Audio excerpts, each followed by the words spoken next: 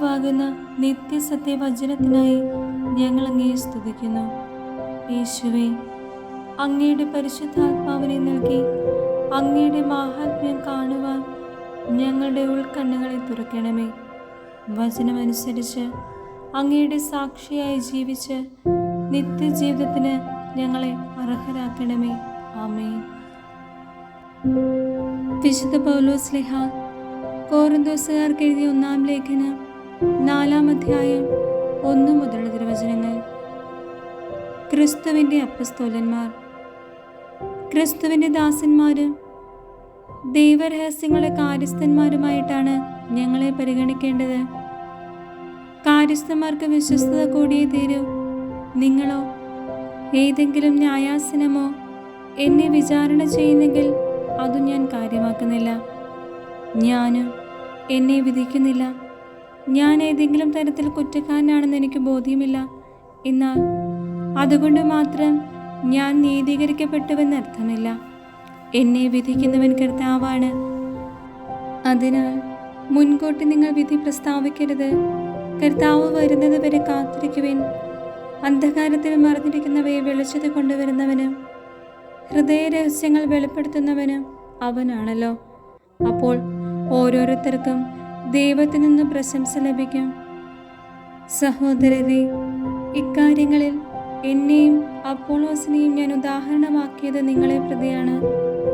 എഴുതപ്പെട്ടിരിക്കുന്നവയെ അതിലംഘിക്കാതിരിക്കാൻ നിങ്ങൾ ഞങ്ങളിൽ നിന്ന് പഠിക്കണമെന്നും ഓരോരുത്തരുടെ പക്ഷം പിടിച്ച് മറ്റുള്ളവർക്കെതിരായി ആരും അഹംഭാവം നടിക്കരുതെന്നും ഞങ്ങൾ ആഗ്രഹിക്കുന്നു. നിനക്കെന്ത് പ്രത്യേക മാഹാത്മ്യമാണുള്ളത്?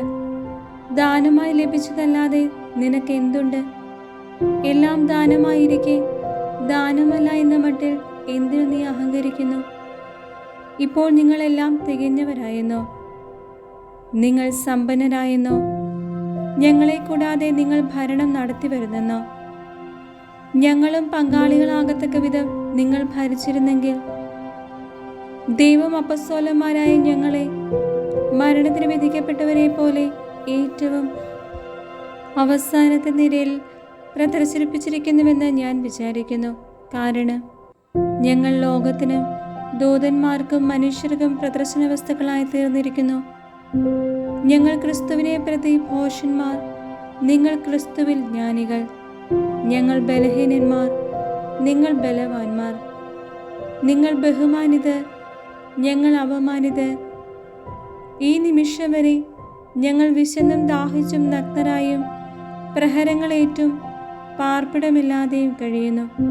സ്വന്തം കൈകൊണ്ട് ഞങ്ങൾ അധ്വാനിക്കുന്നു. നിന്ദിക്കപ്പെടുമ്പോൾ ഞങ്ങൾ അനുഗ്രഹിക്കുന്നു. പീഡിപ്പിക്കപ്പെടുമ്പോൾ അടിപതരാതെ നിൽക്കുന്നു. ദൂഷണം പറയുന്നവരോട് ഞങ്ങൾ നല്ല വാക്കു പറയുന്നു. ഞങ്ങളിപ്പോൾ ലോകത്തിൻ്റെ ചപ്പും ചവറ് പോലെയും എല്ലാറ്റിനെയും ഉച്ഛിഷ്ടം പോലെയുമായി തീർന്നിരിക്കുന്നു. നിങ്ങളെ ലജ്ജിപ്പിക്കാനല്ല ഞാനിതെല്ലാം നിങ്ങൾക്ക് എഴുതുന്നത്, വത്സല മക്കളെ എന്ന പോലെ ഉപദേശിക്കാനാണ്. നിങ്ങൾക്ക് ക്രിസ്തുവിൽ 10,000 ഉപദേഷ്ടാക്കളുണ്ടായിരിക്കാം, എന്നാൽ പിതാക്കന്മാർ അധികമില്ല. സുവിശേഷ പ്രസംഗം വഴി യേശു ക്രിസ്തുവിൽ നിങ്ങൾക്ക് ജന്മം നൽകിയത് ഞാനാണ്. ആകയാൽ നിങ്ങൾ എന്നെ അനുകരിക്കണമെന്ന് ഞാൻ അഭ്യർത്ഥിക്കുന്നു. കർത്താവിൻ്റെ പ്രിയപുത്രനും വിശ്വസ്തനുമായ തിമോത്തിയോസിനെ നിങ്ങളുടെ അടുത്തേക്ക് ഞാൻ അയച്ചത് എല്ലായിടത്തുമുള്ള എല്ലാ സഭകളിലും ഞാൻ അവരെ പഠിപ്പിച്ചുകൊണ്ടിരിക്കുന്നത് പോലെ ക്രിസ്തുവിലുള്ള എൻ്റെ മാർഗങ്ങൾ നിങ്ങളെയും അനുസ്മരിപ്പിക്കുവാനാണ്. ഞാൻ നിങ്ങളുടെ അടുത്തേക്ക് വരികയില്ലെന്ന് കരുതി നിങ്ങളെ ചിലർ ഔന്നത്യം ഭാവിക്കുന്നുണ്ട്. എന്നാൽ കർത്താവ് തിരുമനസ്സായാൽ ഞാൻ ഉടൻ തന്നെ അങ്ങോട്ട് വരും. അപ്പോൾ ആ ഉന്നതന്മാരുടെ വാക്കുകളല്ല ഞാൻ മനസ്സിലാക്കുക, അവരുടെ ശക്തിയാണ്. ദൈവരാജ്യം വാക്കുകളിലല്ല, ശക്തിയിലാണ്. നിങ്ങൾക്ക് ഏതാണ് ഇഷ്ടം? നിങ്ങളുടെ അടുത്തേക്ക് ഞാൻ വടിയുമായി വരുന്നതോ സ്നേഹത്തോടും സൗമ്യതയോടും കൂടെ വരുന്നതോ?